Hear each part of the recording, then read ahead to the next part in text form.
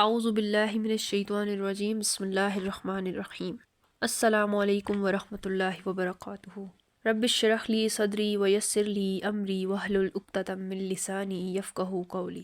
So this is day 2 of Ramzan series.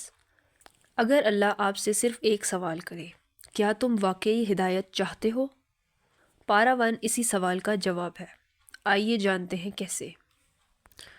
So basically پارہ 1 میں ہمارے پاس 2 چیزیں آ جاتی ہیں.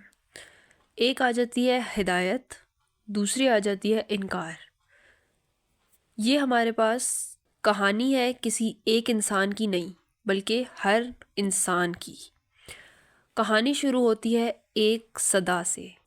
تمام تعریفیں اللہ ہی کے لیے ہیں. جیسے کوئی بھی بندہ دنیا کے شور میں اچانک سے سر جھکا دے اور کہہ دے اے اللہ بس راستہ دکھا دے. سب سے پہلے بات کرتے ہیں تکبر یا اطاعت کی. اللہ تعالیٰ نے حضرت آدم علیہ السلام کو پیدا کیا، علم دیا، مقام دیا اور ہر موجود فرشتے اور جن کو حکم دیا کہ آدم کو سجدہ کرو. فرشتے سارے ان کے آگے جھک گئے اور اللہ تعالیٰ کی حکم کی فرما برداری کی. مگر ابلیس نے انکار کیا. کیوں انکار کیا؟ کیونکہ وہ خود کو بڑا سمجھ بیٹھا اور وہ تکبر کر بیٹھا. تو یہاں سے ہمیں کیا سبق ملتا ہے کہ اللہ تعالیٰ کے سامنے بڑا بننے والا وہیں گر جاتا ہے. وہی ابلیس کے ساتھ ہوا کہ اللہ تعالیٰ نے اسے ہمیشہ ہمیشہ کے لیے برا بنا دیا اور وہ ہمیشہ ہر انسان کو بھٹکاتا ہے. پھر دوسری طرف اگر ہم دیکھیں تو آدم علیہ السلام سے غلطی ہوئی، مگر جب انہیں احساس ہوا تو انہوں نے بحث کے بجائے اللہ تعالیٰ سے معافی مانگی. کوئی بھی وضاحت دینے کے بجائے یا جواز دینے کے بجائے اللہ تعالیٰ سے توبہ کی اور اللہ تعالیٰ نے ان کی توبہ قبول کر لی. اب یہاں ہمیں یہ سبق ملتا ہے کہ غلطی انسان کو نہیں گراتی، بلکہ اس غلطی پر ڈٹے رہنا یا ضد کرنا وہ انسان کو گرا دیتا ہے. پھر بات کرتے ہیں ہدایت سب کے لیے مگر. پھر اللہ تعالیٰ نے کتاب اتاری اور اس میں کہا ذالک الکتاب لا ریب فیہ. یہ وہ کتاب ہے جس میں کچھ شک نہیں. مگر فوراً ساتھ یہ بھی بتایا کہ یہ سب کے لیے نہیں، اسپیسیفکلی کن لوگوں کے لیے ہے؟ جو ہدی للمتقین، یعنی جو ہدایت پانے والے متقی پرہیزگار لوگ ہیں. اب یہاں سے جو لوگ ہیں ان کی یا انسان ہیں ان کی 3 کیٹیگریز بن گئی. کچھ وہ لوگ تھے جنہوں نے اللہ تعالیٰ کی بات کو مان لیا، ان کو ہم مومن کہتے ہیں. کچھ وہ لوگ تھے جنہوں نے جان بوجھ کر انکار کیا، وہ کافر ہو گئے. اور کچھ ایسے تھے جو ایک ماسک پہن چکے تھے، یعنی کہ وہ دل سے انکار کرتے تھے جبکہ زبان پہ وہ اقرار کرتے تھے. ان کو کہتے ہیں منافق. اور یہ سب سے خطرناک کیٹیگری ہے ہم لوگوں کے پاس انسانوں کی، یا جسے کہہ سکتے ہیں خاموش تباہی کا ذریعہ بننے والے لوگ. اس سینیریو سے ہمیں کیا سبق ملتا ہے کہ اللہ تعالیٰ کو الفاظ نہیں بلکہ اللہ تعالیٰ کو دل نظر آتا ہے. آگے چل کر دیکھتے ہیں ہم لوگ کہ نعمتیں اور ناشکری. بنی اسرائیل کا ذکر ہے ہمارے پاس پارہ نمبر 1 میں. بنی اسرائیل ایک ایسی قوم تھی جس کو اللہ تعالیٰ نے بے شبہ نعمتوں سے نوازا، بہت ساری آزمائشوں سے بچایا، انہیں رزق دیا، انہیں کتاب دی گئی.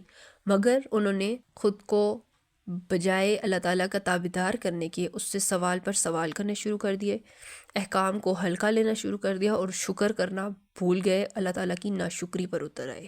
اس واقعے کو اگر ہم اس کی مزید ڈیپتھ میں جائیں تو ہم لوگوں کے پاس وہ سورۃ البقرہ میں ہم لوگوں کے پاس وہ گائے کا واقعہ آ جاتا ہے جس پہ پوری سورہ البقرہ بیسڈ ہے. اس میں ہم لوگوں کے پاس جب اللہ تعالیٰ نے ان کو حکم دیا کہ تم لوگ ایک گائے کو یا بچڑے کو ذبح کرو، تو انہوں نے بجائے اس کے کہ یہ فوراً کوئی بھی گائے لیتے اور اس کو ذبح کرتے، انہوں نے اللہ تعالیٰ سے سوالات کرنے شروع کر دیے. انہوں نے موسیٰ علیہ السلام سے کہا کہ آپ اللہ تعالیٰ سے پوچھیں کہ وہ گائے کی عمر کتنی ہو، وہ کس طرح کے رنگ میں ہو، وہ ہل چلاتی ہو، جوتی ہوئی ہو یا نہ جوتی ہوئی ہو. اس کے علاوہ انہوں نے اور بھی بہت سارے مختلف سوالات کیے. مطلب ان شارٹ یہ کہ انہوں نے سوال پر سوال کرنے شروع کر دیے اور بات کو بڑھا دیا. اور جیسے جیسے یہ سوال کو بڑھاتے گئے تو اللہ تعالیٰ نے ان کے لیے اس کام کو پیچیدہ کر دیا۔ تو اس سے ہمیں یہ سبق ملتا ہے کہ جو چیز اللہ تعالیٰ عطا کرے، اللہ تعالیٰ جس چیز کا حکم دیں، اس کو ہمیں ایز اٹ از لے لینا چاہیے، بجائے اس کے کہ ہم اس پہ سوال شروع کر دیں۔ یہاں سے ہمیں ایک اور چیز کا بھی سبق ملتا ہے کہ نعمت مل جانا کامیابی نہیں ہوتی، بلکہ نعمت کو سنبھالنا کامیابی ہوتی ہے۔ اب جہاں بات آ رہی ہے اس میں ایسی قوم کی جو ناشکری کرتی رہی، وہیں ایک ایسے انسان کا ذکر بھی آتا ہے جو کہ اللہ تعالیٰ کی تابعداری میں ہر حد سے گزر گئے۔ یہاں پہ بات ہو رہی ہے حضرت ابراہیم علیہ السلام کی، جن کو اللہ تعالیٰ نے بارہا آزمائش میں ڈالا، مگر انہوں نے ایک بار بھی شکوہ نہیں کیا، بلکہ وہ اس ہر آزمائش پر اترتے رہے اور اپنے ساتھ ساتھ اپنے قوم تھی ان کو بھی ساتھ میں لے کر چلتے رہے۔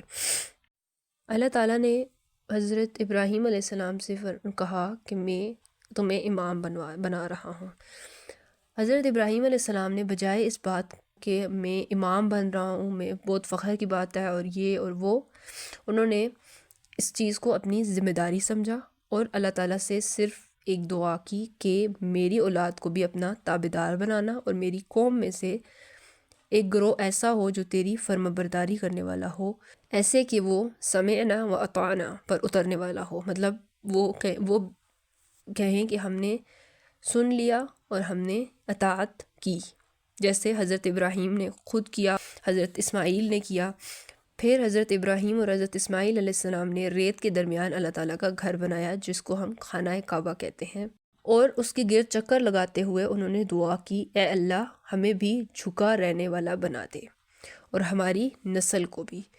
یہ اس پارے کا آخری سبق تھا جو اس بارے میں ہم لوگوں تک پہنچتا ہے۔ سینیریو میں ہم لوگوں کو کیا سبق ملتا ہے کہ اللہ تعالیٰ کے قریب وہی ہے جو خود کو مٹا دیتا ہے یا خود کو اللہ تعالیٰ کے قابل بنانے کے لیے جٹ جاتا ہے۔ ایز اے ہول اگر بات کی جائے کہ پارہ نمبر 1 کا پیغام کیا ہے، تو یہ پارہ ہم لوگوں کو یہ سکھاتا ہے کہ ہدایت کسی کے نسب، نام یا دعوے کی وجہ سے نہیں ملتی، بلکہ ہدایت ملتی ہے جھکنے والوں کو اور ان کو جو اللہ تعالیٰ کی خاطر کچھ بھی کرنے کو تیار رہتے ہیں۔